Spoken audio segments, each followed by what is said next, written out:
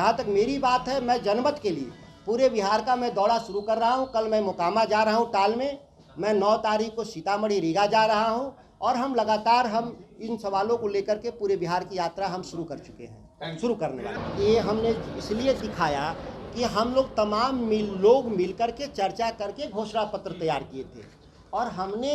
राष्ट्रीय अधिवेशन में सभी तमाम लोगों ने चर्चा करके विस्तृत रूप से इसका हम लोगों ने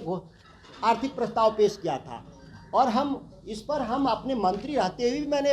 पत्र लिखा था कि यह कानून लागू होना चाहिए और सभी लोगों को मैं व्यक्तिगत तौर पे चर्चा में भी मैंने राष्ट्रीय अध्यक्ष हमारे उप मुख्यमंत्री तेजस्वी जी सभी लोगों से मैंने चर्चा करके बता चुका हूं कि यह कानून बिहार के किसानों के लिए लाना चाहिए, हित में है और इस चर्चा से सभी लोग सहमत हैं। नहीं आ पा रहे हैं, ये इससे बात समझ में आता है। इसी बात को लेकर के मैं बिहार में 44 साल के बाद जो असल मुद्दा है कि तमाम संकटों को महसूस करते हुए इसके समाधान के लिए मैं 44 साल 1978 के बाद हम प्राइवेट बिल लाने जा रहे हैं बिहार विधानसभा में, जिस विधेयक का नाम होगा कृषि उपज और पशुधन विपणन एवं मंडी विधेयक। 44 साल के बाद मैं इस कानून को लाने जा रहा हूं और हमारी जो बिहार की जो सरकार वर्तमान सरकार है, जिसकी सरकार के हम हिस्सेदार राष्ट्रीय जनता दल के तौर पे हैं, आपको मैं बता दूं कि हमारी पार्टी राष्ट्रीय जनता दल के हमारे जो एजेंडा हैं, हमारी पार्टी के जो घोषणा पत्र हैं, उस घोषणा पत्र में हम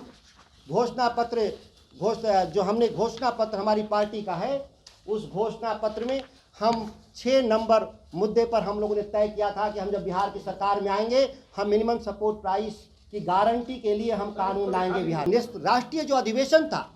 जिसमें आर्थिक प्रस्ताव जो हम लोगों ने पास किया था, जो अभी इसी 22 के अक्टूबर में हमारा जो नेशनल अधिवेशन था, उस अधिवेशन में भी हम लोगों के 6वें मुद्दे पर कृषि कानून 2020 की लड़ाई खेत और पेट की है, जहां सरकार किसानों को अपने खेतों पे मजदूर बनने के लिए मजबूर कर रही है। वहीं मंडी को खत्म कर एमएसपी हटाने से किसान पूंजीपतियों बिचौलियों पर आश्रित हो जाएगी, जिससे किसानों का दोहन होगा। कॉन्ट्रैक्ट फार्मिंग के जरिए सीलिंग एक्ट को भी निष्क्रिय कर दिया गया ताकि आधुनिक भारत में इस कानून के तहत नए जमींदार पैदा किया जा सके। वही कृषि कानून 2020 में इसेंशियल कमोडिटी एक्ट में बदलाव से पूंजीपतियों को फायदा हो रहा है, क्योंकि अनाज भंडारण की सीमा तय नहीं है। इसी कारणवश हम देख रहे हैं कि खाद्य पदार्थों के दामों में भारी इजाफा हुआ है, जिससे आम जनता त्राहिमाम कर रही है। राष्ट्रीय जनता दल की यह जो नेशनल अधिवेशन में आर्थिक प्रस्ताव था, जिसको मैंने पढ़कर सुनाया, और 2006 में जब कानून समाप्त किया गया था तो उस समय के तत्कालीन कृषि मंत्री नरेंद्र सिंह ने कहा था बिहार में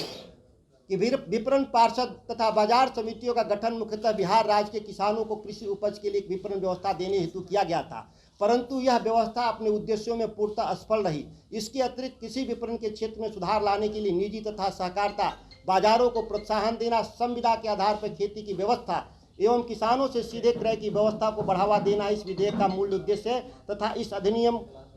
करना ही इस विधेयक का मुख्य अधिष्ठान है।